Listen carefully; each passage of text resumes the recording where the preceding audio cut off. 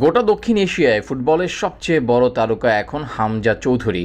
একমাত্র ফুটবলার হিসেবে খেলেছেন ইংলিশ প্রিমিয়ার লিগেও। তার কাঁধে এবার উঠতে যাচ্ছে আরও বড় দায়িত্ব। ক্লাব ফুটবলে বাংলাদেশের প্রতিনিধি হিসেবে গড়তে যাচ্ছেন নতুন ইতিহাস। গত সিজনের অধিকাংশ সময় ধারে খেলেছিলেন শেফিল্ড ইউনাইটেডে, এরপর আবারও ফিরে আসেন নিজের পুরনো দল লেস্টার সিটিতে।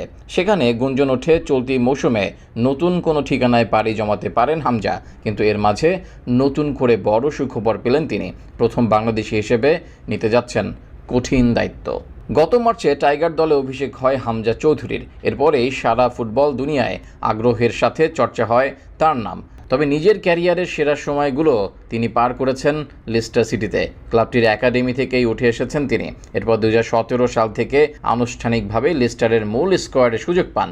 অর্থাৎ প্রায় 8 বছর ধরে ক্লাবটির হয়ে মাঠ মাতাচ্ছেন এই ডিফেন্সিভ মিডফিল্ডার। সেই অভিজ্ঞতা থেকে এবার লেস্টার সিটির অধিনায়কত্ব পেতে যাচ্ছেন হামজা চৌধুরী। দলটিকে আগামী মৌসুমে নেতৃত্ব দেবেন বাংলাদেশের এই সুপারস্টার।